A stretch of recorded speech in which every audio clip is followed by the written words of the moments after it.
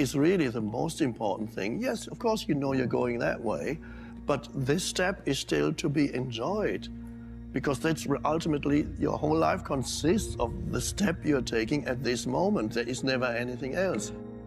Be that fulfillment. Notice when I started noticing that fulfillment of it, I just finished. Well, that's enough. That's it. I don't know if it's even coming out.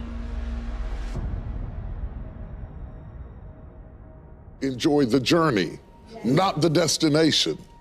A lot of us delay our happiness. When I get to this level, when I get my degree, when I get the kids, when I get married, I'm going to be happy. Enjoy the journey. Enjoy the whole step, the whole process. Every day that you get up to strive for whatever it is you're after. You know, I'm a goal-oriented guy. Yeah, absolutely. But you don't celebrate when you get to the finish line. Celebrate all along the way. Celebrate all along the way.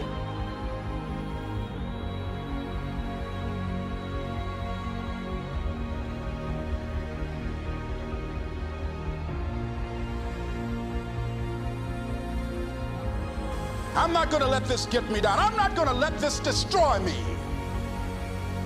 I'm coming back, and I'll be stronger and better because of it. You have got to make a declaration.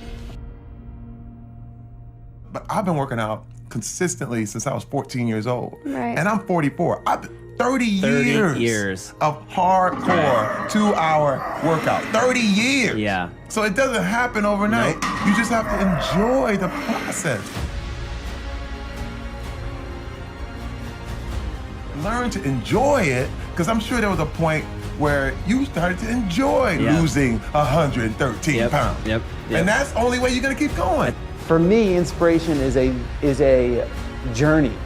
It is not a destination, okay? It is a motivated, internally motivated process.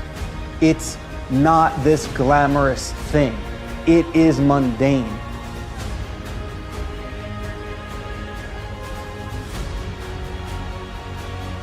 I find inspiration on blank pages. I found inspiration, in my habits, okay? Moments of quiet, the intimacy on a heavy bag, alone, sweating.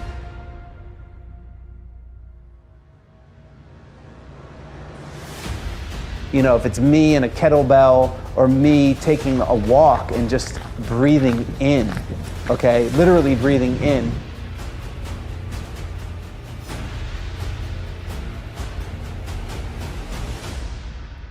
Something that just because you arrive at the gates of success, that somehow as a new experience, it's different than when you were not successful.